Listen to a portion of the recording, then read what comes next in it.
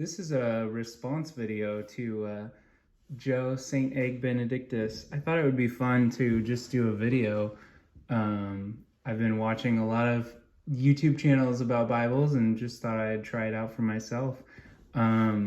He asked the question, what study Bibles do you use on a regular basis?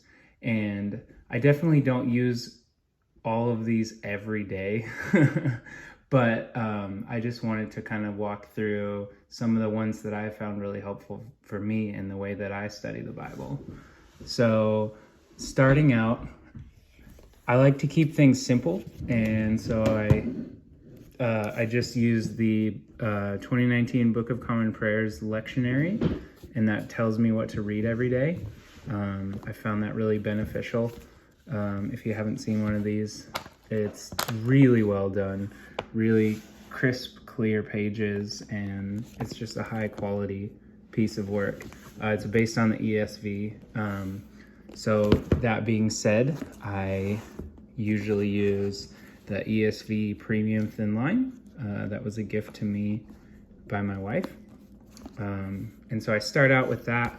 I just kind of read through the text. I also devotionally like to use the Cambridge Concord. It's honestly the best King James format that I've found. It's really clear, it's easy to read. All of the verse notes are in bold, so they're easy to find. It has great resources in it. There's a dictionary and concordance. It's just excellent. So those are kind of the two main Bibles that I use as far as the text.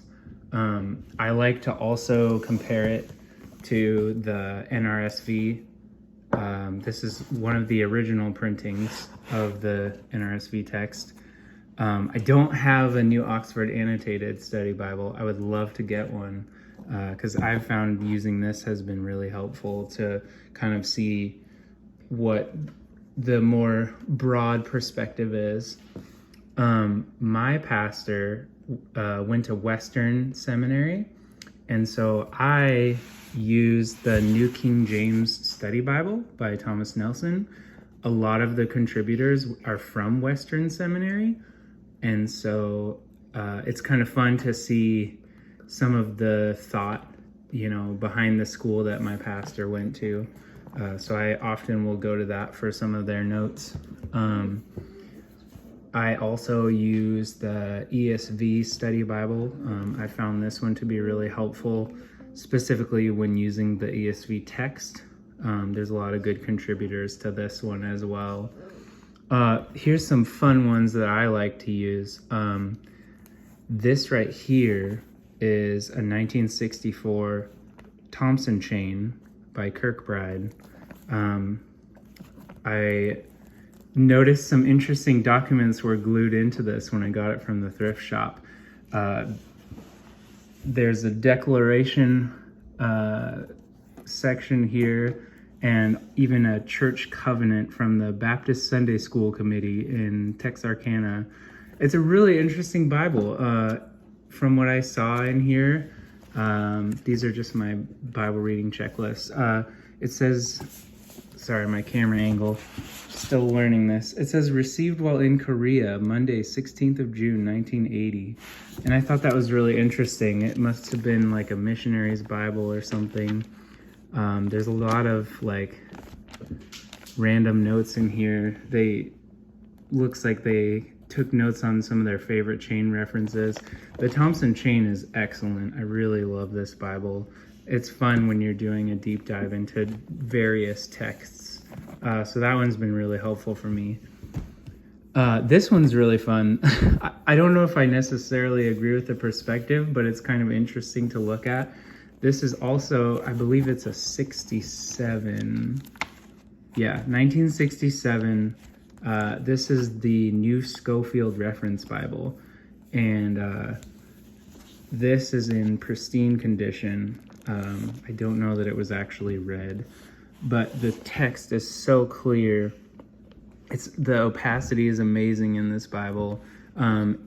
one of the interesting things about the Schofield is some of the more difficult words in the King James, they'll actually translate them in the text and then have the King James note in the margin, which is kind of interesting. And it kind of, I've read it to kind of understand the dispensational perspective, just to kind of see where a lot of people are coming from. And it's just a really well-made Bible too. And then for myself, I use this one at church. This is the Crossways ESV Preaching Bible. I don't use it for preaching as I'm a layman, but I use it for taking notes during the sermons. I just use the margins here, and I don't really worry about specific pens or anything like that.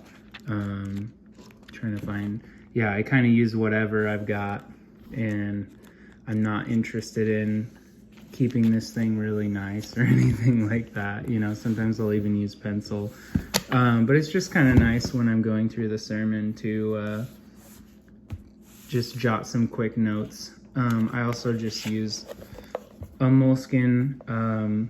What I've been doing is the Common Prayer has morning and evening readings, so it ends up being 4 sections of scripture, 2 Old and 2 New Testament. I'll just kind of take brief notes on the passage that I'm reading. They don't have to be anything profound, but yeah, that's kind of how I do things, and just thought I would share that. There you go.